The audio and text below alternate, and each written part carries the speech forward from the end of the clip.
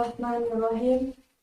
Assalamualaikum warahmatullahi wabarakatuh. Alhamdulillahirabbil alamin.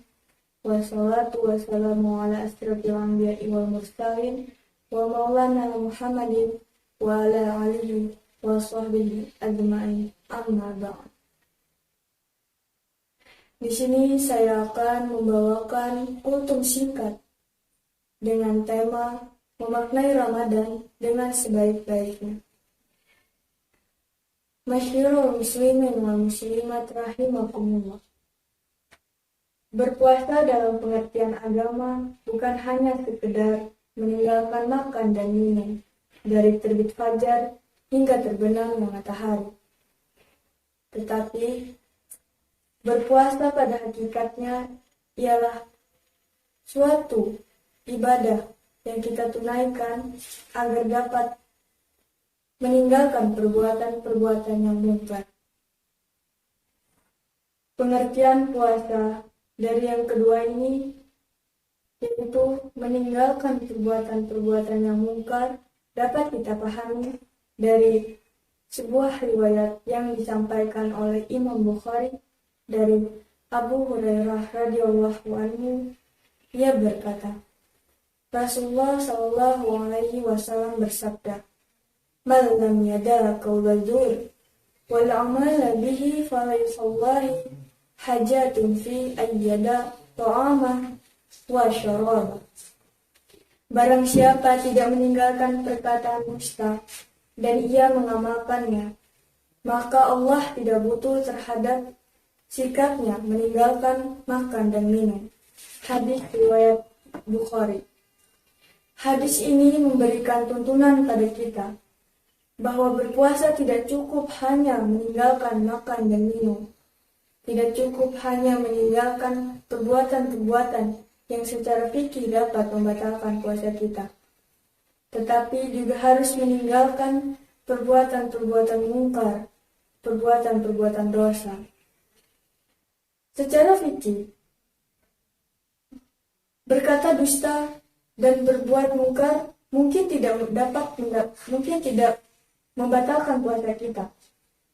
Akan tetapi, dari sisi hakikat, terutama jika kita kaitkan puasa dengan tujuan utamanya yang membentuk manusia yang bertakwa, maka tentu perbuatan dusta dan perbuatan mungkar akan dapat mengurangi kesempurnaan dari puasa kita. Masyarul muslimin wal muslimat rahimakumullah. Hal ini penting menjadi pemahaman bagi kita bahwa beribadah dalam Islam paling tidak memiliki 4 aspek, yang mana keempat aspek tersebut saling memiliki keterkaitan. Yang pertama, aspek yang berkaitan dengan tariku tasbih, syariat, sejarah, bagaimana suatu ibadah disyariatkan dalam Islam. Yang kedua, berkaitan dengan niat kita dalam beribadah. Kemudian yang ketiga, berkaitan dengan kaifiyah, bagaimana kita melaksanakan ibadah. Dan yang terakhir, yang keempat, hikmah, makna apa yang dapat kita peroleh dalam melaksanakan ibadah. Karena itulah, maka jika kita kaitkan puasa dengan niat kita dalam melaksanakan ibadah dan dengan sejarah bagaimana puasa itu disyariatkan dalam Islam, maka tentu segera dapat kita pahami bahwa berpuasa bukan hanya sekedar ibadah jasmani, tetapi juga ibadah ruhaniyah. Bagaimana kaitan antara meninggalkan perkataan dusta dengan berbuat mungkar dengan menjadi manusia yang bertakwa? Di dalam Al-Quran telah berulang kali Allah menegaskan di antara ciri-ciri orang yang sukses, orang-orang mukmin yang berhasil adalah mereka yang meninggalkan perkataan dan perbuatan yang tidak berguna. Itulah kunci sukses di dalam kita beribadah dan di dalam kita berpuasa juga di dalam kita meraih kehidupan yang berbahagia. Selama Ramadan, kita memiliki banyak sekali waktu dan kesempatan. Tetapi banyak juga kesempatan dan waktu tersebut yang terbuang sia-sia. Waktu yang lapang adalah salah satu di antara ujian yang terkadang manusia tidak mampu untuk memanfaatkannya dengan sebaik-baik mungkin. Masyiral muslimin wal muslimat rahimakumullah. Terkadang kita berpuasa, tetapi perilaku kita masih seperti biasa. Selama berpuasa, terkadang kita lebih sering membuka handphone dan membuka WhatsApp, bikin kabar ke sana kemari, dibandingkan memegang Al-Quran dan membaca WA, Word of Allah, atau ayat-ayat Allah.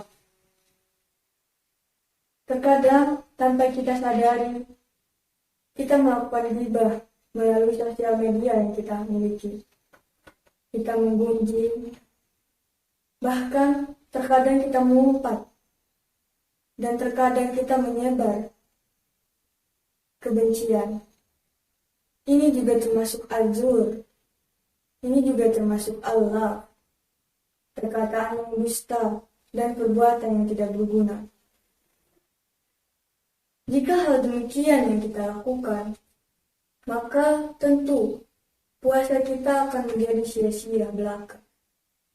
Oleh karena itu, ketika kita diberikan kesempatan merasakan waktu yang luang, kita diberi kesempatan mengakses sosial media, diberi kesempatan mendapatkan informasi, maka marilah kita isi Ramadan kali ini dengan melakukan hal-hal yang bermanfaat, menyebarkan informasi-informasi yang berisi tausiah, berisi ajakan-ajakan kebaikan, berisi renungan yang menjadikan bulan Ramadan sebagai bulan muhasabah.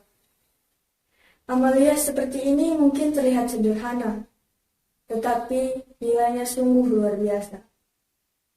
Membiasakan diri, mengisi waktu luang, menjadikan sosial media sebagai sarana dakwah dan ladang pahala ketika kita menyebabkan sesuatu yang bermanfaat untuk dunia dan akhirat seseorang, insya Allah.